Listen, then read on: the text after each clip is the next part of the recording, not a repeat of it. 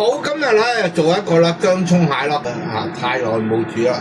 咁喺呢高口位啊，灑少少落去，封住咗佢唔好俾啲肉汁流失啊。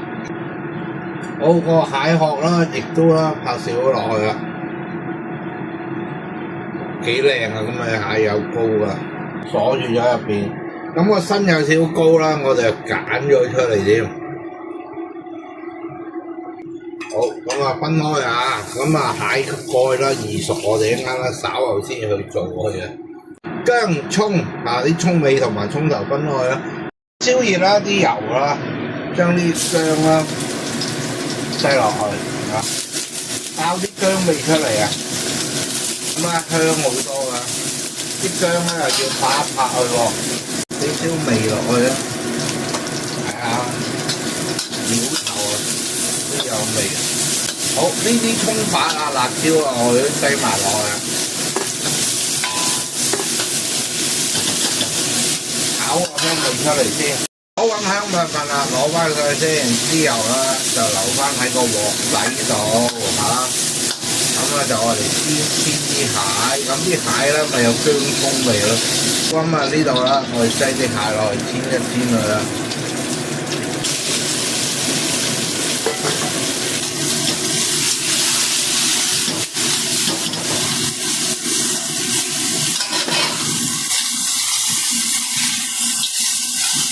煎完一邊啦，反轉一邊啦，再將呢兩個蟹蓋咧擠佢落去啦。好，咁啲蟹啦，聞到個香啦，俾啲酒落去先俾啲熱水落去，灒少個水落去。好，俾啲味落去啦，咁煮蟹啦，蟹鹹啊，記住唔使落鹽啊，俾少蠔油得㗎啦。一少嘅糖，亦都啦，將呢啲薑葱咧擠埋落去，好，焗一焗過嚟啊！哦，呢個啦真係香到冇啊！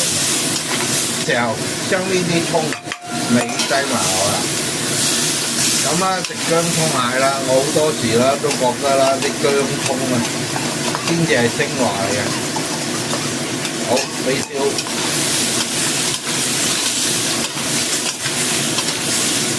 最後尾都係賴少豉油落去啊！喺個鍋邊，